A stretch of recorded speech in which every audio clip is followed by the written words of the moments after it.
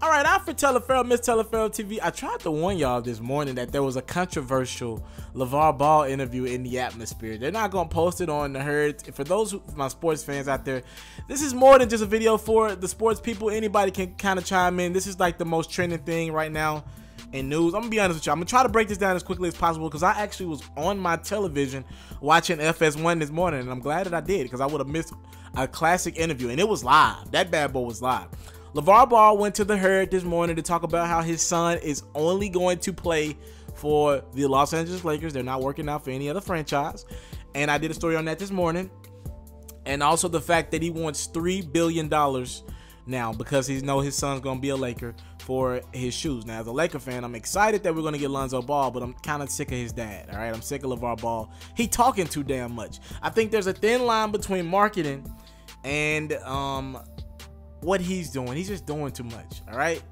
But I'm going to take up for LaVar Ball in a couple ways, all right? Even though I do think he should shut the hell up. He went at Kristine this morning, right? Kristine Leahy, for those who don't know, she does the headline news. She's an intricate part of Colin Cowherd's show. She's a white 30-year-old woman, all right? And a lot of people think she's beautiful, right? She's a beautiful woman, and we're not going to sugarcoat anything about her. We're not going to try to take anything away from her. She's a beautiful woman.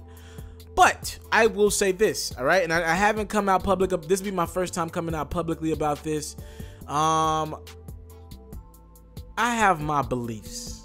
I'll just leave it at that. I have my beliefs about positions and certain people getting positions at earlier ages than others. That's just my beliefs. Anyways, LaVar Ball told her straight up, stay in your lane. Something gonna happen to you, pretty much are terms that he used. Pretty much when Kristine tried to say anything to him, he wouldn't look her in the eye. He wouldn't communicate with her. It was great television. I'm not gonna lie to you guys. I enjoyed every bit of it. It did kind of get a little uncomfortable because LaVar, you know, the stay in your lane. I know how women can take that the other way. When you hear the word stay in your lane, that kind of can rub a woman the wrong way because it always feels as if though society is trying to put women in the back seat of things. And you know, that stay in your lane comment can be rubbed the wrong way. But let me just take up for LaVar Ball in this aspect.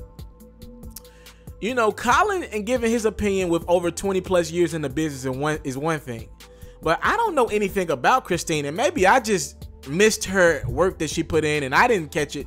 Where did she come from? Over the last calendar year, I've seen her come at LeBron James, one of the best athletes to ever do it, not just on the court, but from a political standpoint, from a role model, from a representation standpoint.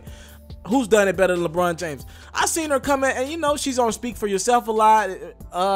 She gives her opinion, but she lacks the 20 plus years that most of these guys have put into the business. Now, one like me would say, somebody could be like, well, Taliaferro, you don't have 20 plus years in it either. So who are you to talk? Well, I also don't work for FS1 right now either, do I? I'm just saying, it feels like she skipped a lot of steps, and she has been very critical of LaVar Ball and how he's raised his kids. And what I don't want to get misconstrued in the grand scheme of things, I nor her nor anybody on this damn planet has the right to tell LaVar Ball how to raise his kids. And Kristine, every time they talked about LaVar Ball and Lonzo Ball, she's been pretty critical of how LaVar Ball has raised his kids. And I'm pretty sure with the herd competing with ESPN and FS1 now competing with ESPN, I'm sure that some of this video has gotten to her, and LaVar wouldn't even look her in the eye. He was like, I'm not looking at you in the eye. Now, I thought he could have looked at her. That was corny. But one of my partners just hit me. He was like, that scares a lot of us black males. What Kristine represents doesn't scare me, but it's the white woman in a position that now has become scary because of a lot of things in society. It doesn't scare me, but I get what my partner meant by it. But again, if you guys have the time to check it out, I think I'll upload the interview to my site. I'll get a hold of it somehow. Trust me, you know, we trapping for all our interviews and all our content. I'll probably put it on the site sometime today. Very good interview. It's on my Twitter account. You can follow me at itsmrtaliaferro. I just tweeted it out. You can watch the video of what everybody's talking about. LaVar Ball is the #1 trending topic in America right now. 62,000 tweets and counting. And he kind of comes at Kristine. I might even copy the tweet and put it in the comment section here. But I just wanted, before we just bash LaVar Ball, and I do believe he needs to shut the hell up at this point. He talking too damn much.